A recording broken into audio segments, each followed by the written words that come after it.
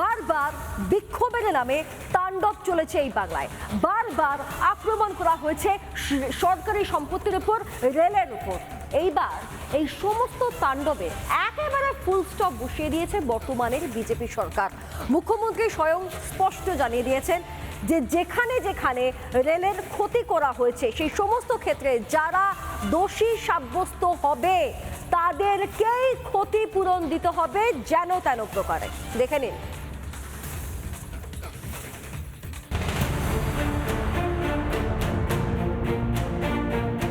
CAA বিরোধী আন্দোলন হোক কিংবা ওয়াকফ বিরোধী আন্দোলন হোক, বাংলায় বারবার টার্গেট হয়েছে রেল, সরকারি সম্পত্তি।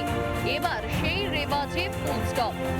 এবার তদন্ত হবে, বলা হয়েছে যে লালবাজারের স্পেশাল টিম তৈরি করা হবে এবং ডিজির নেতৃত্বে এই টিম কাজ করবে। গোটা বিষয়টার তদন্ত হবে এবং যারা যারা অভিযুক্ত প্রমাণিত হবে তাদের সম্পত্তি বেচে হলেও ক্ষতিপূরণ আদায় করতে হবে, এমনটাই স্পষ্ট নির্দেশ মুখ্যমন্ত্রী শুভেন্দু অধিকারীর তরফে। সরকারি সম্পত্তি নষ্ট করলে ক্ষতিপূরণ তো দিতেই হবে। 2019-এর সিএএ বিরোধী আন্দোলনের কথা মনে আছে?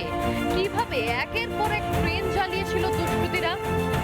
ধুলিয়ানগঙ্গা এবং নিমতিতার মধ্যবর্তী এই যে 43 নম্বর রেলগেট, এই রেলগেটে ব্যাপক ভাঙচুর চালানো হয়। 1 নম্বর গেটের যে রিলে রুম, সেই রিলে রুমেও ব্যাপক ভাঙচুর চালানো হয়। রিলে রুমের যে গ্রিল, সেই গ্রিল এখানে ভেঙে পড়ে রয়েছে। একটি বাইককে তারা রীতিমতো পুড়িয়ে দেয় এবং রেল লাইনে যে কাঠের স্লিপার পাতা থাকে সেই কাঠের স্লিপার তারা পুড়িয়ে দেয়, আগুন ধরিয়ে দেয়। আন্দোলনের নামে তাণ্ডব চলেছিল মুর্শিদাবাদে, চলেছিল ট্রেন। তাণ্ডবকারীদের কীর্তিতে হতাশা প্রকাশ করেছিলেন তৎকালীন বহরমপুরের কংগ্রেস সাংসদ অধীর রঞ্জন চৌধুরীও। এই স্টেশন আমি তৈরি করেছি, রেল মধ্যে থাকা অবস্থা অনেক কষ্ট করে এই ডবল লাইনটা করেছি আমরা। এই স্টেশনটা আমার আপনার সকলের, মানুষের স্টেশন। এগুলো তো আমাদের সম্পত্তি, মানুষের সম্পত্তি। তাহলে আমার আপনার টাকায় যে সম্পত্তি করছি আমরা, সেটাকে আমরা আগুন লাগিয়ে বাহাদুরি করলে কি হলো? বাহাদুরিটা যাতায়াতের রাস্তাটা বন্ধ হয়ে গেল, নাগরিকত্ব পাল্টে গেল। সেই সময় বাংলায় তৃণমূল সরকার, তাদের অগাধ দুর্হেল প্রীতি, ফলে সেই অর্থে শাস্তি বা ক্ষতিপূরণ কিছুই দিতে হয়নি দোষীদের। কিন্তু সরকার বদলেছে। বিজেপি সরকারের সাফ বার্তা, অপরাধ করলে রেয়াত নয়। तोड़फोड़ करने वाला का खिलाफ तो पुलिस कस्टडी, रिमांड, इंटरोगेशन वो तो होगा ही होगा। साथ साथ जो डैमेज हुआ गवर्नमेंट प्रॉपर्टी, उनका पर्सनल एक्सचेकर से वो भी वसूल करने का डायरेक्शन होगा, हम लोग दे दिया। कोई सरकारी प्रॉपर्टी पर हाथ मत लगाओ।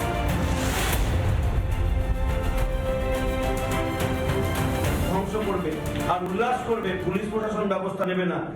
এই ধরনের অপসংস্কৃতি বন্ধ করতে রাজ্যের মুখ্যমন্ত্রী যে দাওয়াই দিয়েছেন, চালু করতে চাইছেন বাংলার জেহাদিদের জন্য এই আইন একমাত্র উপযুক্ত আইন, তবেই বাংলা আইনের শাসন কার্যকর হবে। এই রাজ্যে অপরাধ করে বুক ফুলিয়ে ঘোরার দিন শেষ। এবার অপরাধ করলে শাস্তি পেতেই হবে।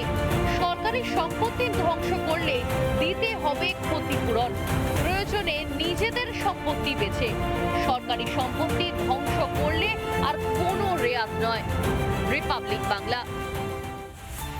নানা ধরনের কন্টেন্ট দেখার জন্য লাইক করুন, শেয়ার করুন আমাদের ফেসবুক পেজ, সাবস্ক্রাইব করুন আমাদের ইউটিউব চ্যানেল। পাশাপাশি অন্যান্য ব্রেকিং নিউজের জন্য অবশ্যই চোখ রাখুন রিপাবলিক বাংলায়।